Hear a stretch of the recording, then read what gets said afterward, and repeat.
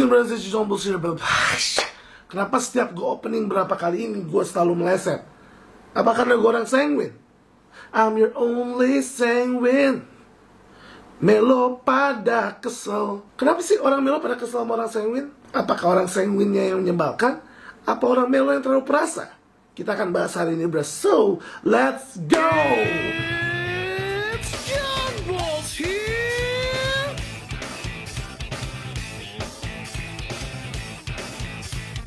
Ya, sanguine versus melancholis. Let's go, bros. Jadi, hari ini kita ngomongin sesuatu yang sangat gue udah sering ngomongin.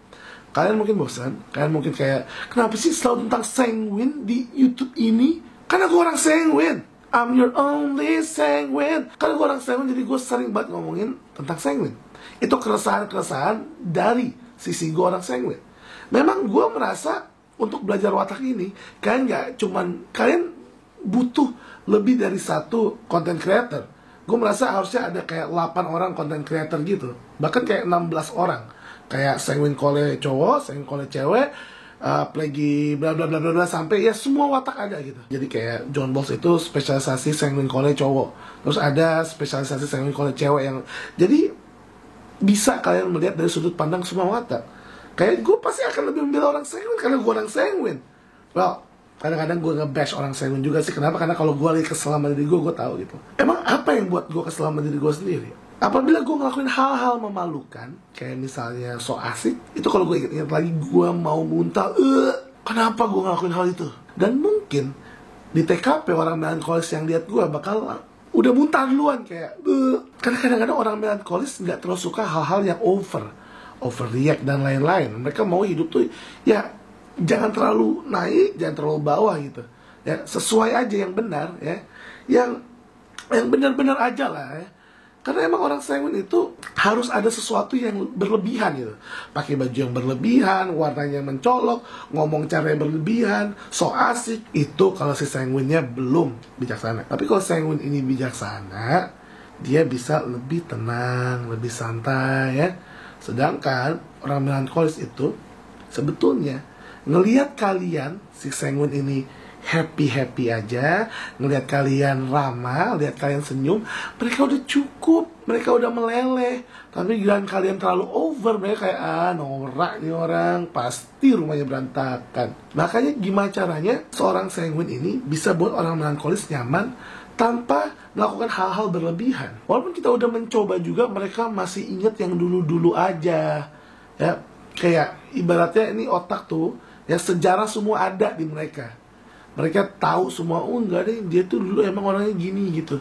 Jadi misalnya nih, ya dulu ketemu pertama kali sama dia, kita orangnya norak, ngomongnya suka bercanda kan. Nah, terus kita berubah karena kita kenal dia. Kita berubah pelan-pelan. Nah, terus pas kita udah berubah, udah 10 tahun berubah, ada satu kejadian kita ngelakuin hal yang sama kayak 15 tahun yang lalu pada saat mereka kesel sama kita. Itu langsung seakan-akan 10 tahun kita berubah itu nggak ada apa-apanya, Jack. Iya.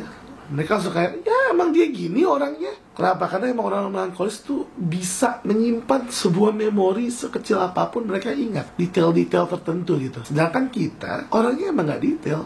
Kita ingat sesuatu yang lama, tapi random. Kayak misalnya gue ingat, oh iya, dulu gue pernah waktu SD, waktu mandi, gue bikin lagu. Ya itu bener-bener memori masa lalu yang mungkin orang gak ingat, tapi kita ingat karena kita random. Beda sama orang melankolis, emang mereka ingat hal-hal yang penting. Ya, jadi kalau ada yang bilang, oh iya aku juga suka kok mikirin hal-hal masa lalu, bukan berarti kayak orang melankolis.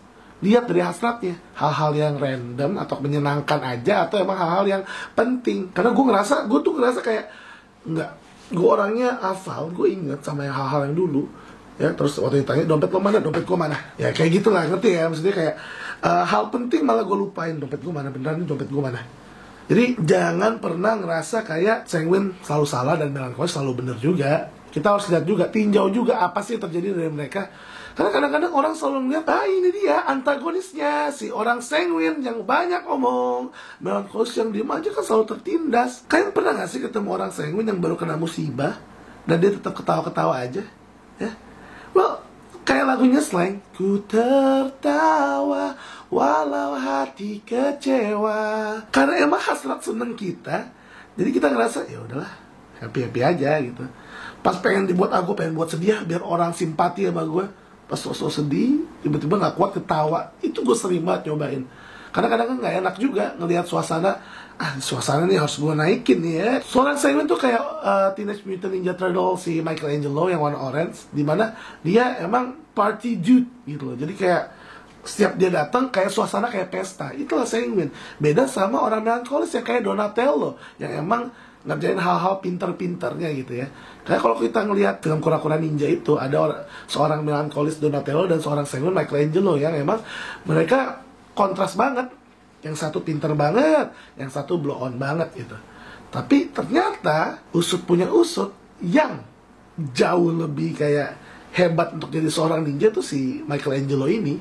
Emang dia sebenarnya bisa cekatan, bakatnya banyak, tapi ya karena dia gak pernah serius, jadi gak akan bisa sepinter si Donatello. Gue sering banget ditanyain sama orang-orang, "Dok, liatin wataknya." Oke, gue liatin. Waktu gue bilang, "Oh, kakak melokole." "Enggak dok, saya Sanguine Plague." "Saya nggak mungkin melo dok, saya orangnya periang kok.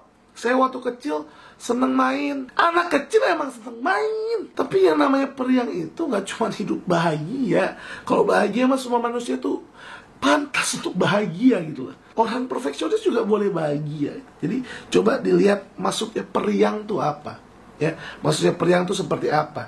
Apakah pada saat ada guru kita yang, "Ayo anak-anak, siapa yang mau nyanyi ke depan?" "Saya mau bu, saya." Atau yang kayak kalian, "Aduh aku mau tapi malu." Pas gurunya ngajak, ayo nyanyi. Oh, terus dia berani nyanyi.